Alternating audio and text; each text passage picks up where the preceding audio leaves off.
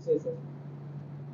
आज की press conference बहुत महत्वपूर्ण थी और ये लगभग आप सभी साथियों को तो कल इनवाइट किया गया है, मगर ये हमारी एक पूरे हरियाणा प्रदेश के अंदर हिसाब मांगो यात्रा हमारे नेता माननीय श्री भूपेंद्र सिंह हुड्डा जी, श्री उदय भान जी और माननीय सांसद दीपेंद्र हुड्डा जी इसका नेतृत्व कर रहे हैं। वो हर हल्के में, आपको पता ही है, हर हल्के में जा रहे हैं। इस यात्रा के तहत वो 90 के 90 हल्कों में जा रहे हैं। तो हमारा भी 25 अगस्त को उस पद यात्रा का जो कार्यक्रम था वो लगभग 5-6 तारीख के आसपास तय हो चुका था और उसी के अनुरूप यह प्रेस कॉन्फ्रेंस हमने आयोजित आज की करनी थी। मगर आप लोगों ने भी देखा होगा कि कैसे भारतीय जनता पार्टी माननीय दीपेंद्र हुड्डा जी की पद यात्रा में जिस तरह का उनको उत्साह मिला हुआ था कांग्रेस पार्टी को और लोगों के अंदर जो उत्साह था उसको देख करके भारतीय जनता पार्टी में कहीं ना कहीं घबराहट महसूस हुई और वो आनंद फानन में चुनाव की घोषणा कर दी गई। तो चुनाव की घोषणा होने के बाद यह प्रेस कॉन्फ्रेंस और भी महत्वपूर्ण आपके लिए भी और मेरे लिए भी हो जाती है। मगर जो पहले तो हमारा उद्देश्य था, पहले मैं यात्रा की ही बात करूंगा कि 25 अगस्त को अभी समय तो तय नहीं हुआ है। माननीय दीपेंद्र हुड्डा जी की जो यात्रा है वो यहाँ प्रस्तावित है। उसी के उपलक्ष्य में आज हमने ये प्रेस कॉन्फ्रेंस रखी हुई है और जो हमारे जो साथी हैं, इसके बाद हमारी साथियों की भी एक बैठक, कार्यकर्ता मीटिंग भी आप उसको कह सकते हैं, जो मेन हमारे साथी हैं उनको भी आमंत्रित किया हुआ है। उनके साथ भी उसके बारे में विचार विमर्श किया जाएगा और उनकी उस पद यात्रा को लेकर के उनकी ड्यूटियां आज हम लगाएंगे। असंध विधानसभा से दावेदारी है सर? असंध विधानसभा से मेरी बिल्कुल पक्की दावेदारी है और मैं ये कहूंगा कि देखो, दावेदारी तो 35 प्लस हमारे जो साथियों ने आवेदन किया हुआ है सभी की है, मगर मैं कहीं ना कहीं पूर्ण रूप से आश्वस्त हूं कि कांग्रेस हाईकमान का आशीर्वाद इस बार मुझे ही मिलेगा। क्योंकि मैं कोई आज अब चुनाव के टाइम में तो एक कहावत भी है कि बरसाती मेंढक सभी बाहर आ जाते हैं। मैं कोई असंध हल्के की जनता के लिए, आप लोगों के लिए नया नहीं हूं। असंध की जनता ने भी, आप लोगों ने भी, जो जिला परिषद प्रतिनिधि के रूप में मैंने 5 वर्ष तक पूरे करनाल जिले की सेवा की है और असंध विधानसभा क्षेत्र के लोगों की सेवा की है, वो आपको पता है। और असंध विधानसभा के लोगों के आशीर्वाद से ही निर्दलीय तौर पर उन्हीं की भावनाओं की कदर करते हुए मैं निर्दलीय तौर पर यहाँ से आजाद उम्मीदवार के रूप में मैंने चुनाव लड़ा और एक बहुत अच्छी उपस्थिति 14-15 हजार वोटों के रूप में लोगों के आशीर्वाद से हमने यहाँ पर दर्ज करवाई। और उसके बाद भी मैं निरंतर लोगों के दुख में और सुख में यहाँ पर रहा। तो मैं नहीं समझता कि मेरे अलावा कोई और यहाँ कांग्रेस हाईकमान की नजरों में मेरे से बेहतर कोई उम्मीदवार हो सकता है। पार्टी का लीडर है इस टाइम में? कांग्रेस पार्टी ने टिकट नहीं देती है, पहले की तरह निर्दलीय चुनाव लड़े नहीं, 15 हजार का जो वोट का बैंक है। इस बार हम कांग्रेस हाईकमान के साथ हमारे जो माननीय हमारे नेताजी हैं, माननीय श्री दीपेंद्र हुड्डा जी, माननीय श्री भूपेंद्र हुड्डा जी, उदयभान जी, हम उनके जो जिसको भी फिर वो अगर 1% कोई ऐसी बात होती है, वैसे तो मैं 99% में बिल्कुल श्योर हूं कि टिकट मुझे ही मिलेगी। प्रत्याशी कांग्रेस पार्टी का प्रत्याशी मैं ही रहूंगा। मगर अगर वो किसी और को भी आशीर्वाद देते हैं तो हम उसके लिए काम करेंगे। आपको लगता है कि कांग्रेस हाईकमान सिटिंग विधायक मौजूदा विधायक 5 साल से विधायक है, क्या उनकी टिकट किसी वजह से कट सकती है? देखो, अगर यहाँ से जो हमारे शमशेर सिंह गोगी जी कांग्रेस के विधायक हैं सभी को पता है, मगर कोई विधायक होना, सीटिंग विधायक होना दूसरी बार कोई, मैं नहीं मानता कि राजनीति में दूसरी बार भी कोई गारंटी है कि टिकट उन्हीं को मिलेगा। हाँ, तो मेरे को लगता है कि भाई जो अब जो माननीय जैसे दीपेंद्र जी हुड्डा जी के हाथों में सभी कांग्रेसी अपना युवा नेतृत्व तलाश रहे हैं, उसी तरह से विधानसभा के अंदर भी हर लोगों के, युवाओं की एक भावना होती है कि कोई युवा चेहरा आ गया, युवाओं को मौका मिलेगा। युवाओं को तो मुझे पूर्ण विश्वास है कि युवा होने के नाते भी और मेरी जो 10 साल की जो यहाँ की सेवा है, कांग्रेस हाईकमान उसको अनदेखा नहीं अभी करेगी। भी आप युवा मानते हैं अपने आप को 50%? नहीं, खाला साहब, ये आपको लग रहा अरे था आपको खुद मना आपने मगर क्या हुआ था ना, मतलब अपना मन के और दिल की आवाज होती है। मैं तो 60 साल होने के बाद भी अपने आप को युवा कहूंगा। आपने कहोगे जब मैं बूढ़ा था तू भी बूढ़ा था। सही कह रहे हैं। क्यों? तो क्या स्थिति है सर, क्या है मन में, क्या करना चाहते हैं बस पसंद के लिए? असंध के लिए जो भी असंध की अगर एक मैं प्रमुख जो मांग है वो भी, वैसे तो मैं हर यहाँ की असंध, चाहे शहर की बात करें चाहे असंध ग्रामीण की बात करें, हर जो यहाँ की समस्या है उससे मैं वाकिफ हूँ। मगर जो अब जो यहाँ की मेन समस्या है कि असंध को जो जिला बनाया जाए, एक आवाज ग्रामीण क्षेत्रों से भी और शहरी क्षेत्रों से भी उसको लेकर के चली हो रही है। मैं उसके लिए अगर कांग्रेस की सरकार आती है और मुझे यहाँ से मौका मिलता है तो उसके लिए मैं पूरा प्रयत्नशील रहूंगा। प्रयत्नशील ही नहीं कि इसको हर हाल में हम अपनी सरकार से जिला घोषित करवाएंगे। और उसके अलावा चाहे स्वास्थ्य सेवाओं की बात हो, चाहे और भी कानून व्यवस्था की बात हो, सब में हर संभव सुधार किया जाए। आप लोग जब भी ये कहते हैं ना जिला बनाएंगे, जिले राम जी के लड्डू फूटने लग जाए। बिल्कुल, वो तो चलो वो उनका नाम हाईलाइट होता है बगैर लिए। हरियाणा में बदलाव की लहर है।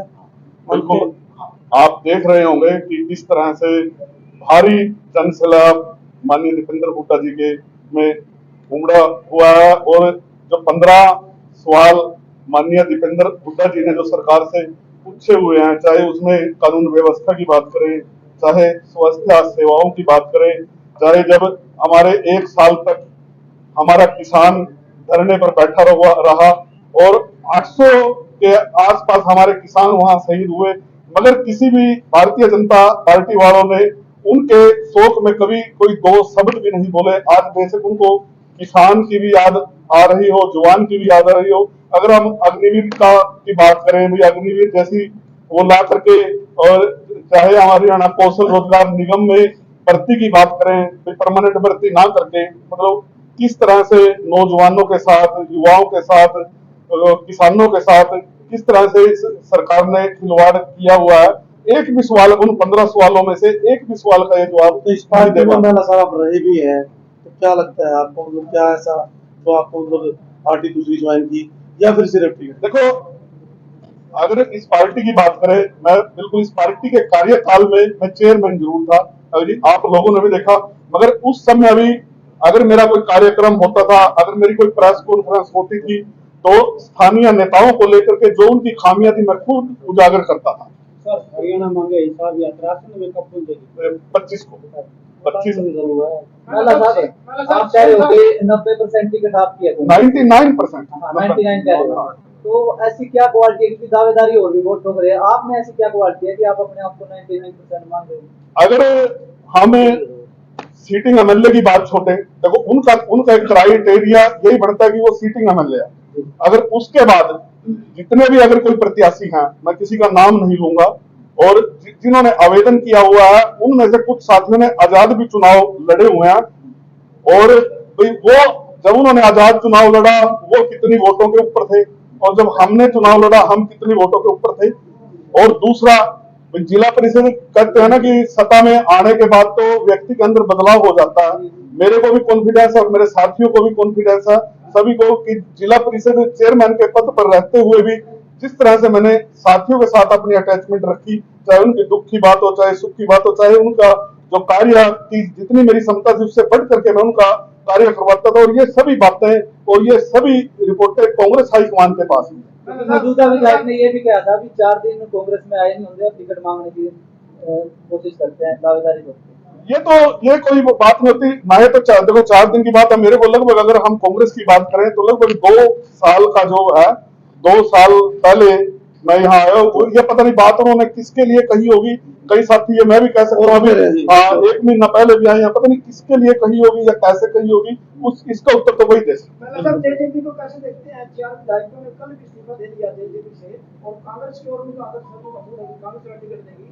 देखो, अगर जेजेपी की बात करें तो मैं नहीं मानता कि हरियाणा के अंदर जेजेपी पार्टी का कोई अस्तित्व है, क्योंकि अगर उनकी वोट परसेंटेज की बात करें तो आपने भी नोट किया होगा कि जो नोटा का जो एक ऑप्शन आता है, तो नोटा पे उनसे ज्यादा वोट है और उनका वोट परसेंटेज तो ये तो ना जिस तरह से एकदम उफान पर पार्टी आई थी, और कहीं ना कहीं इनको भी जो ये मीडिया में भी आता रहता है, और अब तो वो खुद भी मानते हैं भारतीय जनता पार्टी के खिलाफ जो था लोगों ने मतदान किया था, और इन्होंने फिर जो लोगों के साथ खिलवाड़ किया तो हरियाणा की जनता पूरी तरह से उनको नकार चुकी है। मतलब सीएम साहब ने शानी जी हैं, उनके द्वारा जो घोषणा की गई है, जीत के लिए भी की है, मध्यम वर्ग के लिए है, कर्मचारी के लिए, उन घोषणाओं का बीजेपी को लाभ मिलेगा? नहीं, देखो अब हर मतदाता जागरूक हो चुका है और हरियाणा की जनता बहुत जागरूक होती है। मैं आप सभी को पता है, मैं आपको छोटा सा उदाहरण देता हूँ आपको 2004 का, जब 2004 में माननीय चौधरी ओम प्रकाश चौटाला जी मुख्यमंत्री थे, और जब लोकसभा का चुनाव हुआ तो उनके दोनों बेटों ने करारी हार का मुंह देखा, और उस समय उनके पास 8 महीने का कार्यकाल बाकी था।